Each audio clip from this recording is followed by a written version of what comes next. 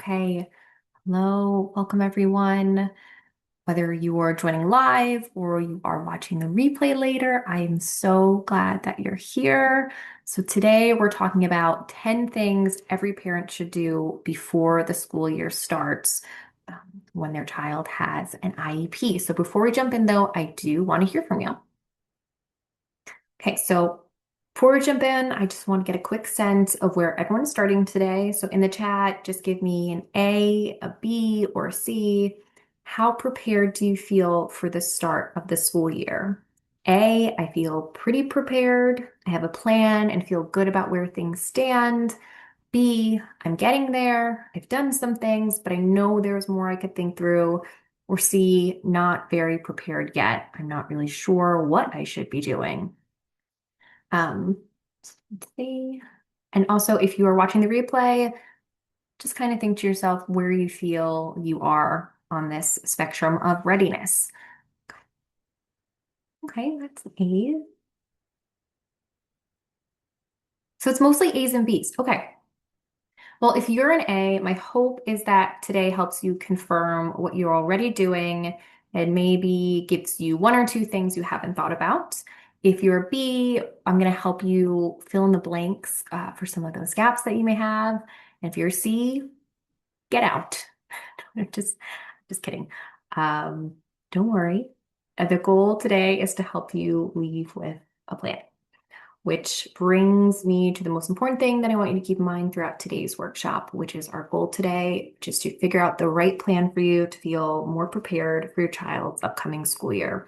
So for some of you, school may have already started, or maybe you're only a few days away from it.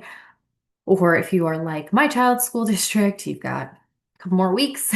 Um, what I really want you to do is to have a plan. So some of the things we're talking about today are things that you can do right now. Other things I want you to decide how you'll handle before you find yourself in the middle of the school year and then you're trying to figure it out. So don't want you to be doing that because it's much easier to make thoughtful decisions when everything is calm, which hopefully there's a little bit of calmness right now. I know that for some people, your child did extended school year, some ESY, um, which is probably over at this point for most of them, and hopefully that has went smoothly, and there isn't any added difficulty that came out of that.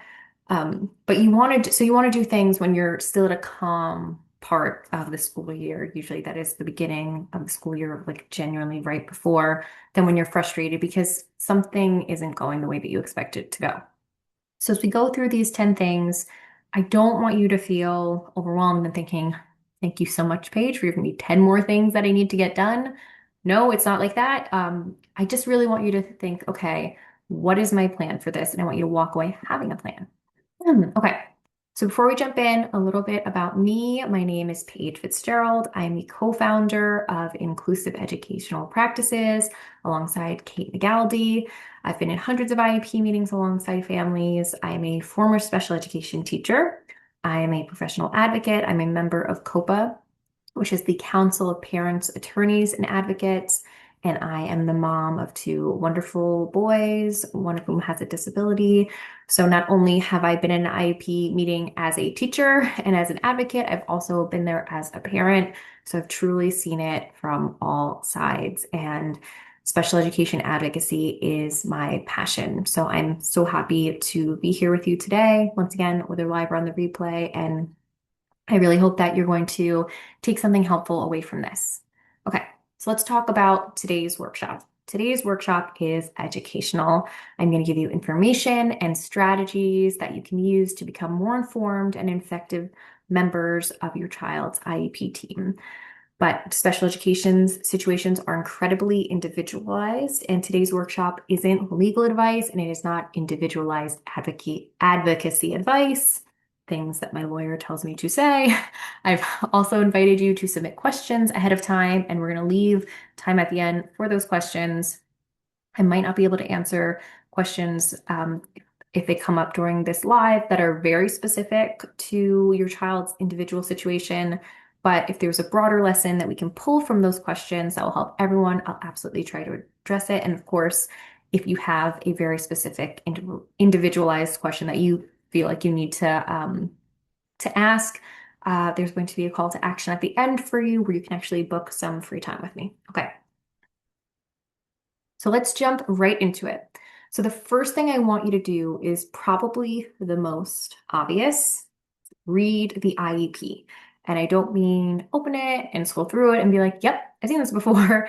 I want you to read it with fresh eyes because you may have spent hours discussing this IEP when it was developed, and you might remember exactly what happened during the IEP meeting. Hopefully, you took really good notes as well or recorded it. But right now, you're going to be reading it for a different reason. You're going to be reading it and asking yourself, what is this document telling me that my child's school year should actually look like? Okay, you want a refresher on those supports and services that they are going to be getting. And we're going to go through how to review it right now. So, as you're reading, I want you to pay particular attention to a few areas. The present levels. So you're going to be thinking about what does the IEP say about your child's strengths and areas of identified need? What concerns did you raise as a parent at that time? And this section really provides context for everything else in the IEP, so it is good to read it as a little bit of a refresher. And then you just want to ask yourself, does this still sound like my child?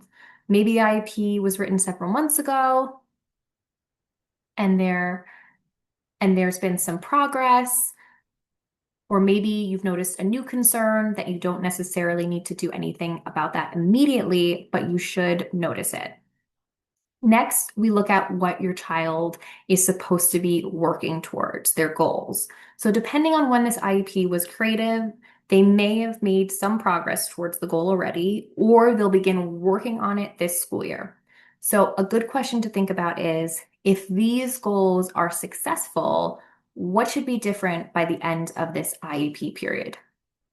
And of course, if this is a goal that, their IEP was created midway through last school year and you're looking at it again, it's possible that they've made some progress on those goals already. So you just kind of want to do a check-in to see what goals have they made progress on, if they've mastered any goals. That's important to know, but we're not looking for you to make any decisions or actions right now in terms of contacting the school. You're just reviewing. So next is services. So know what your child is supposed to receive, and you don't need to become the service police on day one, but you should know what's in the IEP so that later, if something doesn't seem right, you have a reference point. So accommodation, and then accommodations and supports. This is really an area that I encourage parents to pay attention to. So, what does your child need in order to access instruction? That's essentially what question that is supposed to be answered when you're looking at those accommodations. So maybe it's extended time, maybe it's visual supports, maybe it's breaks, assistive technology, whatever those supports are. You want to make sure you actually understand what the IEP is saying about them. Sometimes parents remember what was discussed at the meeting, but you don't always remember what actually made it into the document. So you just want to get clear on, okay, what were the agreed upon accommodations for my child?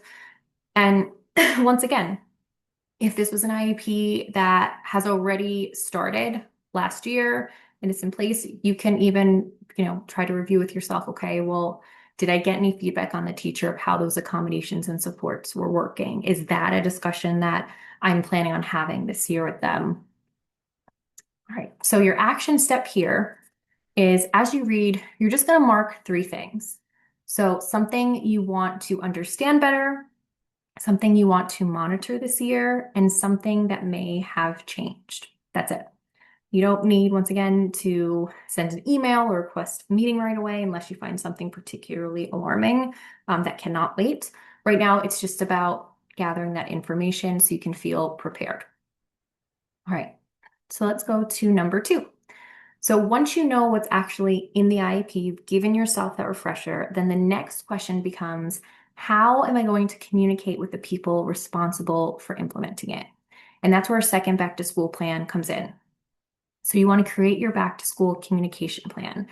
And this is sometimes an area where I see parents wanting to go in two very different directions. So some parents will not reach out at all because they don't want to bother their teacher. They're worried about being like that parent at the beginning of the year.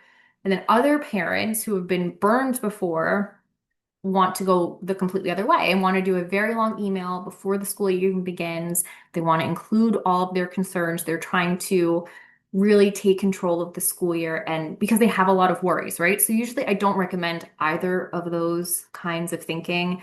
We don't want you to go radio silent just because you're worried about bothering the school, but we also don't want you to go overboard with that communication right away. We want you to give the kind of communication that's going to be useful. So you may want to introduce yourself to your child's teacher or their case manager, right? You may want to share a few things that are especially important for them to know. Or you may decide that there isn't anything that you need to communicate before the school year begins, but once again, you're just reaching out, introducing yourself. That's okay too. So as long as you have an answer that you feel good about, when you ask yourself, is there information that would help my child's team support them more effectively from the beginning? So I'll just use my own son as an example. My child has an IEP. He is going to the first grade. And in our situation, they send out through the district, like, what should we know about your child as he's going into a new classroom? So I'm going to use that as part of the things that I send to the teacher, and I might send her an email as well. But one of the things about my kid that's very particular to him and be very helpful for the teacher to know is that he gets a lot of anxiety around themed days, which usually teachers are so excited about and students usually love, but it's really helpful to know for in his situation that he might be dysregulated that day. It might be a very high anxiety day. On our end at home, he's going to have some school refusal. So that's probably something that I would include in my beginning of the year email, or like I said, I have a separate kind of communication thing for my child's teacher because it could be relevant right away if part of their beginning of the school year thing is theme days and activities, because for some reason for him, that's going to bring out a lot of his anxiety. So just think to yourself what needs to be said. And then this is just a little reminder of this. If you are choosing to reach out, which I do even just recommend like a light touch, just keep it focused. So your child's teacher is going to receive a lot of information at the beginning of the year. So think about what they truly need to know, like the example that I gave. Maybe your child has difficulty with transitions. Maybe there is a communication strategy that works especially well, or significant health, sensory, behavioral concern that they should be aware of. Maybe like my child, your child might be anxious about something specific, medical things that you might want them to know right away. These are the things that might be really useful to communicate. And for some students, especially in middle or high school, it may make sense to share the IEP or relevant section of it with those teachers. What I don't want you to feel like you have to do is send a full document with no explanation and hope that everyone figures out what matters. If you do want to share with their teachers because you know they have a lot and you're worried because in the past you felt like their separate subject teachers didn't have a full understanding, I would make it easy for them by highlighting what accommodations, supports, or information you know are going to be especially important for that particular teacher to know. Okay. So your action plan here is simple. You're going to decide who you're going to contact, what they need to know, and how do I want communication to work this year. Okay. Number 3 is organize your child's important records. And that probably doesn't sound exciting for many of you. I really like to organize records, but it's probably not exciting for most people when they see number 3. But advocacy really does get harder when you can't find what you need. And this is going to save you so much frustration later. So organize your records. You do not need beautiful color-coded binders, unless that it's something that, like me, brings genuine joy. You really just need a place where you can quickly find that important information. Now, that could be a physical binder. It could be a folder on your computer. It could even be Google Drive. It doesn't matter. It just needs to be a system that works for you. Okay. And then your biggest priority is having the current IEP accessible. And then after that, I would also keep recent evaluations, progress reports, any prior written notices that you've received, relevant plans, and important communication. You don't need every worksheet that your child has completed, but sometimes it is nice to have some more samples in there just to see the progress that your child has made. Because you just want to think, if I had an IEP meeting tomorrow, what documents would I want to be able to find quickly? And those are the records that I want you to keep organized. So quick action here, just pick your system. So is it going to be helpful for you to have a paper folder, digitally, binder, some kind of combo? Whatever you will actually use and be able to update reliably, that's a system that you should use. There is no right answer for that. So number 4 is knowing who's actually on your child's team. So if something comes up, who is usually the best first point of contacts? Because sometimes when things kind of go left on us, we're not sure who to contact, and we can immediately just like email everyone on the child's IEP team. And that's not necessarily the worst thing in the world to do, right? Because it will get there, but sometimes it can delay things a little bit if someone's like, I don't know if I should answer that email, or oh, that might be that person's responsibility. So if it's possible for you to know who the best point of contact is for a solution, you can email them directly. And you can also say in the email, if you are not the best point of contact for this problem, can you please let me know who is, or forward my email to them? So when you're thinking, who do I contact? You should have a general sense of where to start. So if you don't know who your child's case manager is yet, that's a really good question to ask. If you don't know who is going to be providing a particular service, that's something to note for the beginning of the school year. And again, we're not assuming anything is wrong when we're thinking about these things at the beginning of the school year. We just want to make sure that we know where to get that information as the school year is starting up. So who are you going for academic concerns or service question? If there's a transportation issue, if your child receives transportation by the district, IEP questions and behaviors, you just want to have some kind of plan for that. So number 5, know what to expect during the first 2 weeks. So this one is really important because the beginning of the school year can feel very messy sometimes. Um, Schedules are changing, teachers are still learning their students, your child is still learning their routines in schools. You might have a child that needs a longer than typical adjustment period, and those related service providers are figuring out their schedules. Transportation can sometimes be a wash. There's a lot of moving things going on in the first weeks of school. So I don't want you to assume that imperfect moments in the beginning mean that there are huge problems, but at the same time, an adjustment period doesn't mean that your child's IEP is not relevant or shouldn't exist during that time. And if you have those red flags going up that something is more than just a little bit not right, then that's different. So you want to ask yourself, is this a normal adjustment period? Is this something that I should watch? Is this something that I need to follow up on? Because like I said, some things are just, a part of the school year, they're going to adjust, but some things do need a conversation. Okay, so number 6, once school starts, you need a way to know how things are going. So you want to decide how you're going to monitor your child's IEP. And I don't mean doing like a weekly check-in with the whole team every week or something like that.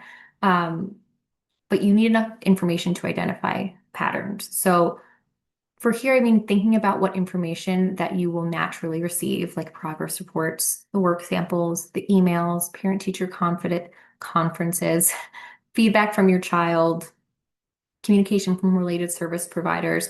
So you want to know, and it's okay to ask about things like work samples. Like, do you typically send work samples home? That's a really good thing when you're checking through your IEP. So you have that reminder of when you're supposed to be getting updates on their IEP goals. Some schools send them along with the regular progress reports, and that's pretty common. Others have a different schedule. If your child is going through something in particular, especially, I usually think of something like trialing like a different, like a behavior intervention plan. You probably have more frequent meetings for that. And when that stops, if they come off a bit, sometimes it can be a little bit disconcerting because you're not hearing from the school as often. So it's okay to kind of have that chat with the teacher of what communication will look like. And depending on your child, right? I used to be a kindergarten teacher in an autism classroom, And I had agreed upon communications with parents, some of the parents in the room, for a daily communication notebook on whether the child was eating their lunch and things like that. So this is a really good time of year to just kind of plan what you think that the kind of communication would be helpful for you and your family this school year, and then just prepping to have those conversations. And once again, it's very situation dependent. I'm definitely not suggesting a full team check-in every 2 weeks. That's too much. But yeah, you want to get an idea of what you want the communication to look like for the school year. And take some time to put some thought into what that progress is going to look like for your child, how you'll be able to determine if they're making any progress, which they should be making, and yeah, decide what you want to monitor without turning it into a full-time job. Um, and I know that I said, actually, let's go to this one because I can talk about it in that one. Okay. So just figuring out how you're going to check in. And like I said, is it going to be weekly? Maybe you're in agreement with your child that you're going to have a communication notebook or something like that. Maybe it's monthly, maybe it's only at progress report time. There's no wrong answer for that. It's just something that has to be realistic between you and the school and something that you feel comfortable with also. Okay. So number 7 is thinking about how you're going to learn about your child's experiences. So for some children, that's going to be a conversation. For others, it's going to look different. If your child is able to talk about their day, think about asking more specific questions. So instead of our typical, how was school? You might ask, what was the easiest part of your day? What was hard today? Who helped you today? Did you know what you needed to do today? I really like a strategy from Dr. Becky. If you're familiar with her, she teaches like parenting strategies and stuff. And my sons are both verbal and they're able to communicate about their day, but doesn't mean that they always want to communicate about their day. And something that she suggests that I found very helpful is not asking about their day automatically on the car ride home and just kind of doing silence. And if they want to talk about other things, talk about it, but talk about it more around mealtime or another like stress-free time. And then, like I said earlier, like being very specific about what you're asking about, not necessarily how was your day, but oh, what did you have for lunch today? Or oh, did you have art class today? Something like that. It does help them open up a little more. And if your child is younger, if they are pre-verbal or nonverbal or emerging verbal, um, or even just communicate differently with their AAC device, like this still applies. You just may be getting your answers a little bit differently. Sometimes you might be watching for behavior changes. You might be tracking their sleep and noticing if there are any sleep changes. You might be looking to see if they have increased anxiety. You may be relying also heavily on communication from the school team, but the principle is still the same. You want to know how your child communicates that something is going well or is not going well. Okay. And then also you want to decide, number 8, what warrants an email. So when something happens at school, we're often wondering to ourselves, is this something that I should email the school about? And sometimes that's a yes, and sometimes that's a no, and sometimes the answer is, we need to clarify things first. So you want to decide before you're writing that email what you need from the communication. Right? Do you need information? Are you sending this email because you need to make sure that this situation is documented, which email is a great way to do that? Or do you need someone to take an action from your email? So knowing the purpose of your email is going to make your email much more effective. And then, of course, before sending the email, you want to think through, okay, what happened? What do I know about the situation that happened? What's the information that I'm hoping to fill in the blank about? Like, what don't I know yet? And what am I asking for? So this is going to keep you from writing an email that's based entirely on whether, it's assumptions of what happens because you don't know enough, but you're thinking the worst because it's a situation and maybe your child was injured or seemed stressed or something like that. And you're also writing it from as fact-based as you possibly can to avoid writing it from an overly emotional state. Okay. And the first thing I want everyone to understand is that um, you don't have to choose between saying nothing and escalating everything, there is a lot of room in between there. So I just always say, think through it. And yeah, and it doesn't hurt to, I always say, like, if you're really unsure and it's something where, once again, especially if your child isn't really able to communicate that something is wrong, you should be documenting that, right? Marks, absolutely, those need to be documented. You should be taking pictures, you should be getting clarification and documentation on something like that right away. But there are some cases of where maybe it's a conversation with the teacher that you're just having rather than a formal email. Although I still do document conversations with the teacher, just in your notes or something like that. All right, so number 9, speaking of documenting, start documenting early. Um, Better to document something and not need it than need it and not have that paper trail.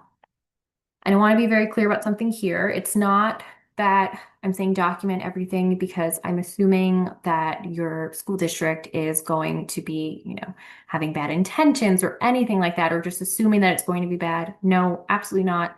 That's not the purpose of documentation. Documentation is there to help you remember what happened. It is there to help you see patterns that might be emerging. It's also to help you prepare for those annual meetings that are going to be coming up. And guess what? If a disagreement does happen later, you aren't trying to reconstruct 6 months of what happened from your memory. And I hope you have a wonderful school district. I hope that if you are missing anything, they can fill in those blanks in a really reliable way. But unfortunately, that's just not every school district. And I've definitely been in situations where had we not had that paper trail, things would have went very differently because there were administrators that were saying that things promised were never promised, that things said were never said, and we were able to have a reliable paper trail and get what was appropriate and right for that child. So start documenting early. Better to have too much info than not enough. And then when we're talking about documentation, I don't mean that at the end of every school day, you're sitting down and you're writing every single thing that your child has said or that you see that has happened. No, you don't need to spend hours documenting your child's life, I promise you. You just need a very basic system that works. So maybe every important school email goes into one folder in your inbox. That's a really great way. Maybe, especially because I know with Google, sometimes you'll search things and it gives you the most random emails that don't even have the word that you search for. So actually highly recommend having an email folder in your inbox for school emails. It'll save you so much time. And maybe you keep one running Google Doc with dates and brief notes. I feel like I'm just sponsored by Google because I keep talking about Google. But you can use any kind of doc, but Google Docs with dates and brief notes, that's really enough. And the best documentation, like I said before, is a system that you will actually maintain. Even honestly, the Notes app on your phone, there's nothing wrong with that. If you're just keeping a running record for yourself of conversations that you had with the teachers, updates that you've noticed, if you're already tracking your child's sleep habits and things like that, just having that there, that's completely fine. Actually, yeah, I do want to say one more thing about that too. So for parent communication notebooks, I also recommend if you're communicating back and forth with the school, especially if it's something where maybe it's something that you've been in disagreement with the school, or maybe you feel like something just isn't going the way that you would hope that it would be going, I do recommend taking pictures of the teacher's responses and of also your responses from the notebook. It's going to have the timestamp on your phone, which is helpful. Unfortunately, in the past, I have seen instances of where pages of the notebook were ripped out, and then the parent did not have that record anymore. Obviously, it was not worked out by the parent. But I would also just recommend taking pictures of, especially if it's an important note. I'm not saying, once again, if they're telling you what your child ate every day, that you have to take a picture daily. Absolutely not. You don't. But I would just take pictures of important information if you have anything that goes back and forth between the school. And you can usually make a photo folder in your phone as well. Okay. And then when you're documenting, you want to focus on things that might matter later. Dates are incredibly important. Always write the date. What happened, who was involved, what was communicated, and what happened next. Um, and once again, you want to try to keep it as fact-based as you possibly can. So you don't want to write, it's not a diary entry, is what I say. Like you don't want to write like the school clearly is negligent and doesn't care about my child, even though that might be how you're feeling. And it's probably very justified in some cases to feel that way, but you want to write what actually happened. So something like on September 12th, my child reported that extended time was not available during their math test, and I emailed the teacher to ask what occurred. Facts are going to serve us much later down the line. So you just want to keep it as factual as you can and always add to your documents if there was a follow-up. So for me personally, with my own child, I do have a Google Doc once again, and I just have one of those little tables. It's a date. It is what type of communication I used. It is who was the communication between, and then I have the outcomes there. And then I make little asterisks if there were any follow-up communications that are related to each other. Okay, so number 10, put important dates on your calendar. You don't have to remember everything. And if you are busy, like we all are as parents of children with IEPs, this is going to save you a lot of headache. But you don't want, one, you don't want to let the annual review be the first time that you check in. You want to let your calendar do some of that heavy lifting for you. So I especially want you to create one date that the school is not going to create for you. And I'm going to tell that one before we go through these ones, which is a personal 30-day check-in. So what I want you to do is I want you to go into your phone calendar, and about a month after school begins, I want you to put a reminder on your calendar that just says, check in for how the school year is going. And this isn't necessarily with the school themselves, but it's just you checking in with yourself and maybe even with your child of what's working, what isn't, what patterns that you're seeing. Have you received enough information? Yes, I will be sharing the PowerPoint after the call as well. I'll share it with the replay. Have I received enough information to know whether my child is making progress? Is there anything that I need to communicate at this point in time?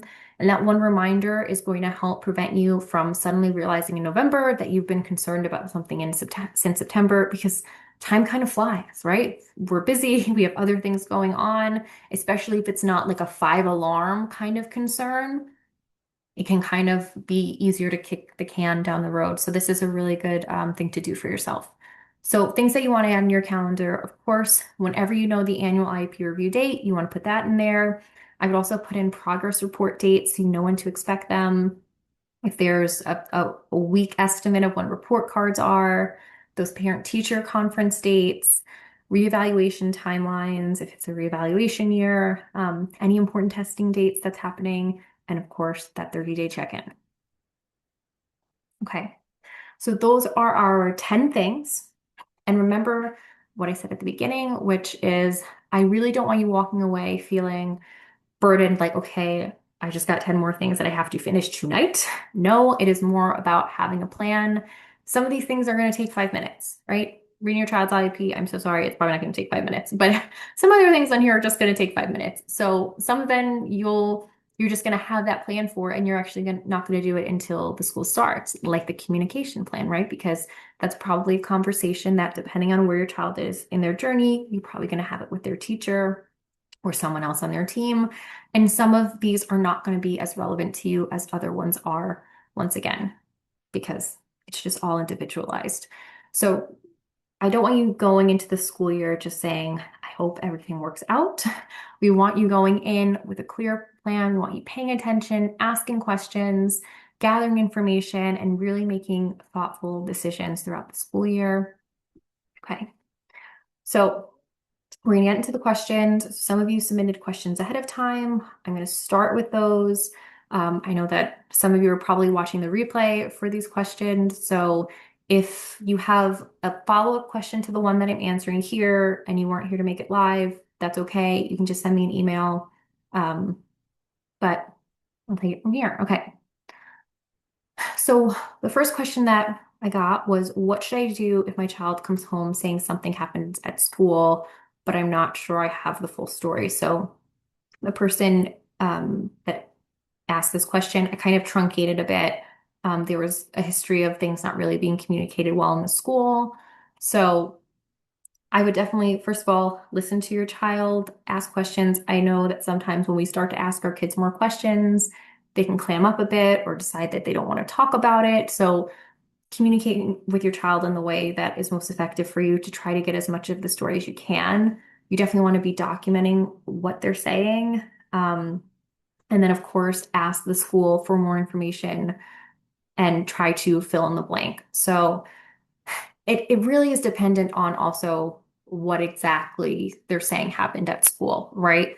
For some things that are going to be more serious, that is going to be an immediate email to the school, or sometimes it's a phone call to the school.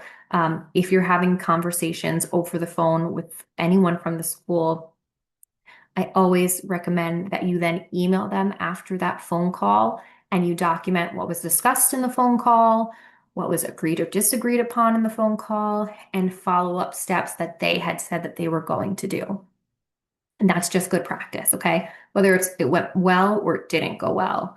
Of course, once again, if there are any injuries, you need to be documenting those injuries. You need to be taking the proper steps for that and treating that very seriously. Sometimes it's a situation of where it sounds like if a child said something that was offensive to your child, that's probably going to be, you're probably going to use your own judgment on that, right? Like if you're, whether you're just giving your kid advice on how to handle it, or whether it's something more serious where you need to now be talking to their teacher and or maybe helping them navigate social situations. Especially for our children who are on the spectrum, they might have social skills goals and support written into their services. So that might then lead to a follow-up conversation with the person that's responsible for helping them with their social skills goals and talking about how that's going or maybe how that needs to shift. And then once again, you know, for the person that wrote this, wasn't super specific about like what situation possibly arose in the past or what kind it could be. But if you have more questions around that, please just reach out to me. Okay. So, how often should I be checking in with my child's teacher? Once again, I know I answered this a little bit in the slides, but I would have that conversation first, have that talk with yourself about what feels like a good amount of communication. Maybe there's a type of communication that worked well in the past with the teacher. If they have a new teacher this year, you just want to talk about like, hey, we usually communicate with my son or daughter's teacher in this way, and it's been really great because then XYZ. Is this something that could work for you in terms of a communication system? And they might say, well, I usually communicate with my parents like this, right? Maybe it's like, oh, I usually communicate by doing a monthly newsletter where I update things in the classroom. And that may work for you, or that may not. And you might say, well, due to XYZ, I do like to know about this. Would it be possible to have this kind of communication? And there's definitely instances where the rate of communication can be included in the IEP sometimes as well. But I'm more just talking about the informal way. So yeah, so it's going to depend on what exactly your child's needs are. You want it to be a sustainable form of communication. So I would have that conversation in the beginning of the year. And same thing with service providers. Some service providers are naturally more communicative, but have those conversations about, how are you going to be checking in? I'm worried about, and maybe it's like specific to beginning of the year anxiety or something like that. Maybe you'll check in more at the beginning of the year or certain times of the year, but just have those talks. Okay. So what should I do if the teacher says they haven't seen the IEP yet? So they should have seen the IEP, first of all. Um, I would definitely get curious about what exactly they mean. If they mean that they don't have access to the IEP yet, that is something that I would definitely follow up with the case manager, because the people on your child's IEP team or working with your child by the beginning of the school year, they should already have access to those documents, because how are they planning for instruction? How are they setting up your child for success with their accommodations and such if they don't have access to those things? So that is something that I would bring up right away to whoever your child's case manager is. If it's something of where they have the document but they haven't read it, it's very bold of them to admit that, first of all, but I would, say, Well, thank you for letting me know. And I'll check in with the case manager about seeing that you have access to that, and then definitely talk with the case manager because that is not okay.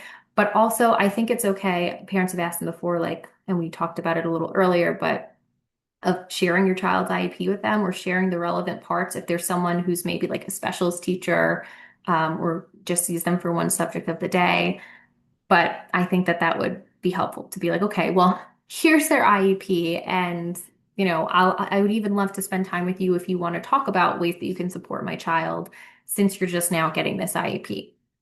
But absolutely, that is something that would raise a red flag up, if they haven't even had access to it, because at that point, when the school year is going, they need to have access to that. Okay. If there are any other questions that anyone might have, you can feel free to write it in the chat, um, and I can answer them. So I'll give a second for that.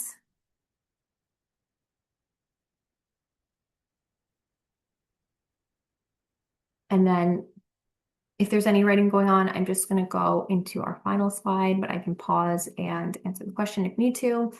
But before we wrap up, I do want to offer something to each of you, whether you're here live or you're watching the replay. That's something a little more personal. So, as a thank you note for joining me today, I'm inviting every participant to schedule a complimentary 60-minute consultation with me. So, this is really your chance to bring in your own situation and talk through whatever feels unclear right now at this point in time. So, whether that be an upcoming IEP meeting, a concern about services, maybe communication with the school, or honestly, even just figuring out what your next step is going to be. A lot of parents end their child's school year on a confusing note.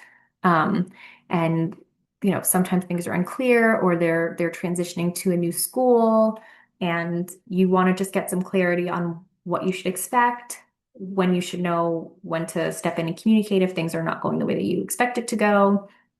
So this is a free 60-minute strategy session. There's no obligation attached to it.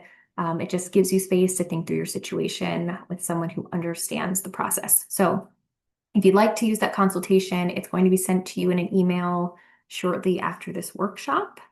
And yeah, I hope that this was helpful for you. I hope that this is going to give you some clarity and just a little bit more confidence as you start your child's school year, whether it's already started or it's going to be starting up. And yes, I will be sending the slides along with the replay so that way you can have everything in the palm of your hand. All right, I'm going to stop my share. And thank you so much for being here. And I hope you book that complimentary session, and I will talk to you soon. Great day.